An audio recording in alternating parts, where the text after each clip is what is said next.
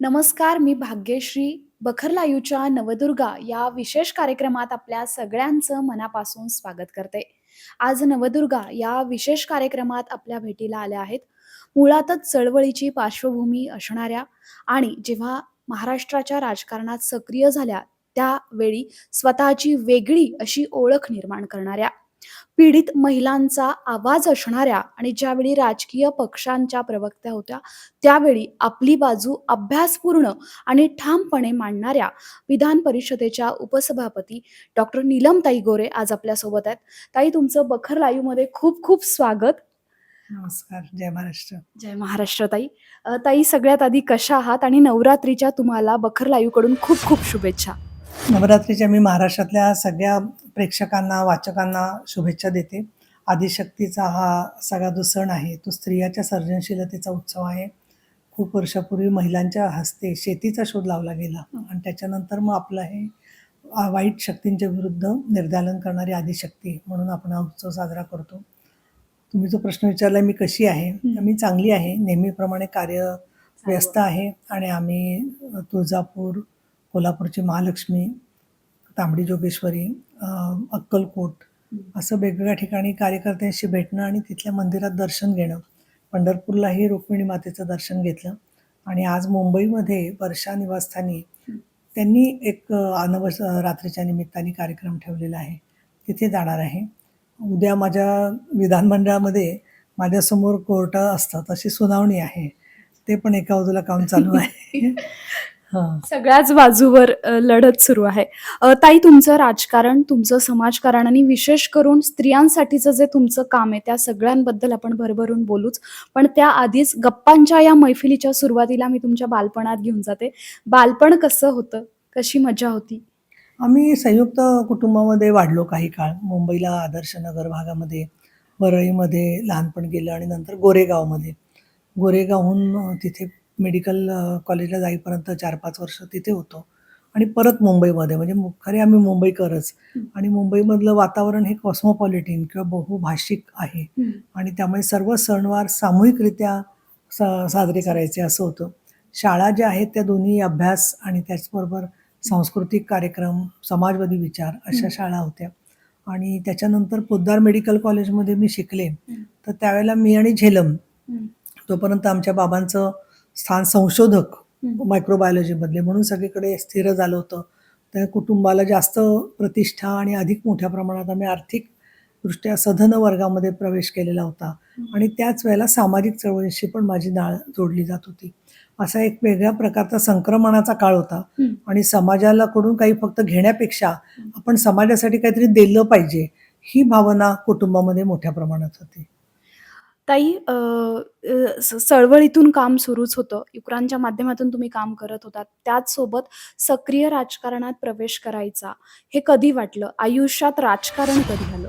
मुळामध्ये आलं राजकारण ते महिलांच्या अत्याचाराच्या निमित्तानेच राजकारण आलं.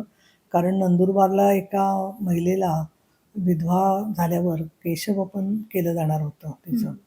आणि ही घटना 1975ला आंतरराष्ट्रीय महिला दिनाच्या दिवशी BDD चाळ वरळी इथल्या एका सभेमध्ये मला सामाजिक कार्यकर्त्यांनी सांगितली जाहीरपणाने. आणि त्यावेळेला स्टेजवरती अहिल्या रांगणेकर, लीला अल्वारिस या सगळ्या महिला, मिसेस कामत अशा सगळ्या चळवळीतल्या महिला तिथे होत्या आणि त्या म्हणाल्या की असं कोणी करेल का, लक्ष देईल का याच्याकडे.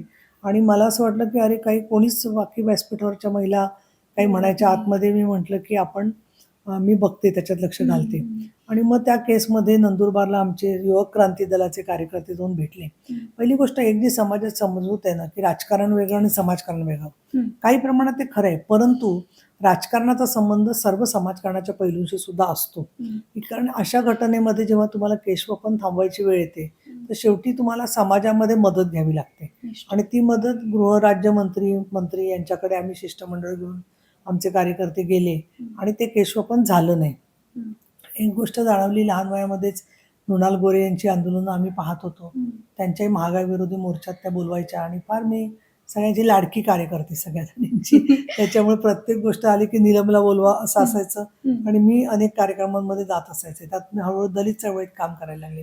तर मुळात लक्षामध्ये कसं आलं की धोरणात्मक काम व्हायचं असेल, कायदे बदल किंवा काही प्रश्नांवरती न्याय पाहिजे असेल, हं, हं. तर तुम्हाला विधिमंडळामध्ये बहुमत असायला पाहिजे. आणि मग मी राजकारणामध्ये काम करायला लागले. हं. पण राजकारणात प्रवेश जो झाला तो दलित चळवळीमधून झाला. हं, हं. कारण बाबासाहेब आंबेडकरांनी महिलांना जो मताचा अधिकार दिलेला आहे आणि हिंदू कुडबिलाच्या निमित्ताने जे प्रयत्न झाले, तर पुण्यासारख्या शहरामध्ये मुंबईतून पांढरपेशा समाजातून आलेल्या स्त्रीने दलित चळवळीत काम करणं ही काही सोपी गोष्ट नव्हती.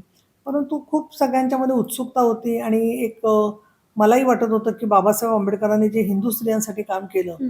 त्याच्याबद्दल उत्तराई व्हावं, त्याच्याबद्दल आपली काही कर्तव्य आहे. हं, म्हणून हं. आपण दलित चळवळीमध्ये काम करावं आणि माझा पहिला प्रवेश त्यामुळे राजकारणाकडे झाला. हं. परंतु माझं सामाजिक कामाचं जे व्यासपीठ होतं, स्त्री आधार केंद्र आणि क्रांतिकारी महिला संघटना, हं. तर त्यातल्या ज्या पीडित महिला आहेत, हं. खूप मुली अशा आल्या, की लग्न नवीन झालंय आणि नवरा छळायला लागलेला आहे किंवा ऑलरेडी लग्न झालेलं होतं. हं. अशा काही पेशंट मला भेटायला लागल्या, की त्यांना त्यांच्या नवऱ्याकडून फसवणूक होते, मारहाण होते. हं. आणि तिथे माझ्या लक्षात आलं, की आरोग्य आणि हिंसाचार हं. याचा खूप जवळचा संबंध आहे. किंबहुना आरोग्य नीट नसेल तर हिंसाचाराची ती बळी ठरते हं. आणि हिंसाचाराची बळी ठरली, की तिचं मानसिक आरोग्य बदलतं. हं. आणि त्यामुळे हा सगळ्या स्त्रीच्या जीवनाशी अतिशय संबंधित विषय आहे. 4 शिकलेल्या आणखीन उच्चभ्रू समाजातल्या बायकांनी येऊन, हं. त्या महिलांनी येऊन स्वतःच्या अधिकाराबद्दल बोलणं, म्हणजे फक्त स्त्री चळवळ नाहीये. की जी स्त्री सर्व समाजाच्या विविध घटकांमधली आहे. मग ती कोल्हापूर भागामध्ये दूध उत्पादन क्षेत्रात महिला काम करणारी असेल, की तिथे श्रम आपण आजही मोजत नाही आहोत. हं. किंवा ऊसतोड कामगार असतील, की ज्या महिला ऊस तोडायचं काम करतायत आणि प्रत्यक्षात त्या कामाच्या भारामुळे त्यांना गर्भाशय काढून टाकेपर्यंत जायची वेळ येते. हं. या सगळ्या बाबींशी आपला संबंध आहे. नाहीतर एक व्यक्ती बऱ्याच महिला असं बोलतात, की मला काही त्रास झाला नाही. हं. पण पर्सनल इज पॉलिटिकल म्हणजे जे वैयक्तिक असतं, हं. ती राजकारण आणि सार्वजनिक जीवनाशी जोडलं गेलेलं आहे. या भूमिकेतून मी राजकारणामध्ये काम करायला लागले. ताई तुमचं आणि बाळासाहेब ठाकरेंचं नातं कसं होतं? कारण जेव्हा शिवसेना एकसंध होती, त्यावेळी तुम्ही प्रवक्त्या म्हणून भरपूरदा आम्ही तुम्हाला बघायचो, तुमचं बोलणं ऐकायचो. त्यावेळी तुम्ही अगदी ठामपणे बाजू लावून धरायचात. तुमचा तो अभ्यास दिसायचा. पण त्याचवेळी तुमचं आणि बाळासाहेबांचं नातं कधी बोलणं झालं? कसं होतं? बाळासाहेबांची म्हणजे भेट कमीत कमी 70 ते 80 वेळेला झाली असेल. पहिल्यांदा माझा प्रवेश केला तो उद्धव साहेबांनी केला प्रवेश. त्यांनी माझ्यामध्ये मनामध्ये ज्या शंका होत्या त्या दूर केल्या. त्याच्यानंतर बाळासाहेब ठाकरे यांना भेटलो आणि बाळासाहेबांना फार माझं कौतुक होतं हं. आणि मी त्यांना विचारलंही होतं, की "साहेब, माझ्या पाठीमागे राजकीय वारसा नाही आहे. माझ्या घरातलं कोणी साखर कारखाना किंवा बँकेचा अध्यक्ष नाही आहे. अशा वेळेला मला तुम्ही बोलावून का म्हणजे काम मी करावं असं वाटतं तुम्हाला?" तेव्हा ते म्हणाले, की "तुझा जो महिलांच्या मनावर प्रभाव आहे, त्याच्यामुळे आम्हाला असं वाटतं तुम्ही आमच्याकडे काम करावं आणि तुम्हाला महिला धोरण किंवा तुमचं सामाजिक काम करताना कुठलीही अडचण येणार नाही." आणि तो शब्द बऱ्यापैकी शिवसेनेकडून पाळला गेला. कुठल्याही केसमध्ये मला कधीच पक्षाने सांगितलं नाही, की तुम्ही ही केस करू नका किंवा तुम्ही याच्यामध्ये हा आपला माणूस आहे म्हणून दुर्लक्ष करा, अशी माझी कधीच भूमिका राहिली नाही. आणि मोठे साहेब गेले, की त्यांचं बारीक लक्ष असायचं काय काम करते आहे हं. याच्याकडे. एकदा तर त्यांनी मला गेल्यावरती जाताना सांगितलं, "हे घेऊन जा." म्हटलं, "काय आहे?" हं. तर माझ्या पेपरमध्ये किती बातम्या आल्या आहेत त्यांच्या पीएकडून काढून घेऊन आई गं! त्याचं त्यांनी मला सेट काय? दिलं होतं. "पाहिलंस तुझ्या किती बातम्या आल्या आहेत ते?" हं. दुसरं त्यांना एक उत्सुकता असायची, की इतका प्रवास मी कसा करते? हं. मग ते म्हणायचे, "तू काय विमान वगैरे ठेवलेस का? कशी जातेस तू?" तर मग ती मी सांगायचे, की "नाही, मग मी इथून गेले." म्हणजे "अच्छा, मग तिथून तू बाय रोड गेलीस." हं. "अच्छा आणि मग संभाजीनगरहून पुढे फ्लाईटने आलीस." हं. "हां, म्हणून मग तू जळगाववरून परत परभणीला गेलीस." हं. असं ते सुद्धा बोलायचे. दुसरं ते नेहमी म्हणायचे, "बघा आली." सगळ्या महिला काही-काही जणी होत्या विरोध करणाऱ्या. हं. कानामागून आली आणि तिखट झाली असं म्हणतील आता सगळ्याजणी. हं. पण मला एक संपर्क प्रमुख आतापर्यंत कुठल्या महिलेला केलं नव्हतं जिल्ह्याचं. मी त्यांना एकदा इच्छा व्यक्त केली आणि हं. खरोखर त्यांनी 4-6 महिन्यामध्येच पुणे जिल्ह्याची संपर्क प्रमुख म्हणून माझ्यावर जबाबदारी टाकली आणि मी 4 वर्ष संपर्क प्रमुख म्हणून काम केले. त्याच्यामध्ये महानगरपालिका आणि जिल्हा परिषदा, पंचायत समितीची तिकीटं हं. देण्याचं जे काम असतं, पक्षाकडे शिफारस करायची. हो. अंतिम निर्णय पक्ष करतो. हं. ते कामात सुद्धा मी होते आणि खूप मला चांगल्या प्रकारचं सहकार्य पक्षाकडून ते मिळालं. पण बाळासाहेबांच्या नंतर त्यांच्या मृत्यूनंतर सुद्धा मी 8-10 वर्ष प्रवक्ता होतेच आणि प्रवक्ता म्हणून काम करताना सुद्धा मला कधी कोणी तुम्ही हे बोलू नका असं सांगायची वेळ आली नाही. नंतर मात्र हळू-हळू असं व्हायला लागलं, की सकाळच्या वेळेला जे सांगितलं जातं, हं. त्याच पद्धतीचं बाकीच्या प्रवक्त्यांनी बोलावं. हं. अशा पद्धतीचा त्या प्रवक्त्यांकडून आग्रह सुरू झाला. तेव्हा माझ्या लक्षात आलं, की आता सभ्य किंवा सुसंस्कृत पद्धतीने वाद घालायला इथे काय हळू पुढच्या काळामध्ये मला अ, रंग दिसायला लागले. की तिथे आक्रमकतेच्या नावाने शिवराळपणा सुरू होतोय आणि त्या क्षणी मग मी थोडंसं विचार केला, की इश्यू बेस आपलं जे पॉलिटिक्स होतं तेच हं. आपण राजकारण करावं. ताई आजवरच्या तुमच्या या राजकीय प्रवासाकडे बघताना महिलांना राजकारणात काही आव्हान असतं का? तुम्हाला असं कधी आव्हान जाणवलं का? मुळामध्ये तुम्ही स्त्री आहात हेच आव्हान आहे. तुम्ही नको आहात. बऱ्याच लोकांना नको आहात. हं. तुमच्या स्पर्धकांना नको आहात. पण सामान्य लोकांना तुमच्याबद्दल आदर आहे. भारतीय समाज जो आहे, हं. त्याचा अतिशय तो निर्व्याज मनाने जो चांगलं काम करतो त्याच्याकडे जातो. हं. मग मी डॉक्टर असताना प्रॅक्टिस करतानाही हा अनुभव घेतला, की पुरुष पण पेशंट येत होते. आणखीन मोठ्या प्रमाणात महिलाही पेशंट्स येत होत्या. बरेचसे तरुण मुलं पण यायची, हं. म्हातारी पण माणसं यायची आणि काही-काही तर मला आठवते एक माझी पेशंट होती ती पंढरपूरला जाऊन पडल्या त्या. हं. तर ते टाके न घालता उदगीरपर्यंत आल्या होत्या. म्हणजे लोकांनी एकदा तुम्हाला स्वीकारलं, हं. की स्वीकारलं जातं. एक आव्हानं भरपूर असतात. चारित्र्यहनन होतं. त्याची भीती. तुम्हाला दुप्पट काम करावं लागतं कारण कुटुंबाच्या जबाबदाऱ्या थोड्याफार तरी सांभाळाव्याच लागतात. त्याखेरीज तुम्हाला स्वतःचा चरितार्थ सांभाळावा लागतो आणि हे करून सुद्धा तुम्ही काम करत असताना खूप हळू बोलायला लागता. हं. पण ते बोलण्याचं जर का तुम्ही संयम पाळायला शिकला नाहीत, हं. तर मग बऱ्याचशा महिलांचं मी राजकारणात पाहिलंय, हं. की त्यांचं व्यक्तिमत्व नकोसं वाटायला लागतं लोकांना. हं. का? तर मुद्द्याला सोडून अति बोलणं. हं. त्यामुळे आपण संवाद कौशल्य पण असली पाहिजे. असलं पाहिजे. ताई तुम्हाला लिखाणाचा सासरकडून मोठा वारसा आहे आणि तुम्ही खूप तुमचंही विपुल असं साहित्य लिखाण आहे.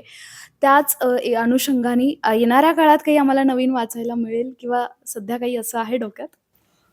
मी कविता लिहित होते पूर्वी, पण आता मी काही कविता या समोर ठेवायला लागले समाजाच्या हं. समोर. हं. तर आज मी एक कविता पण शेवटी वाचेन निश्चित लिहिलेली आहे ती. आवडेल आम्हाला सुद्धा.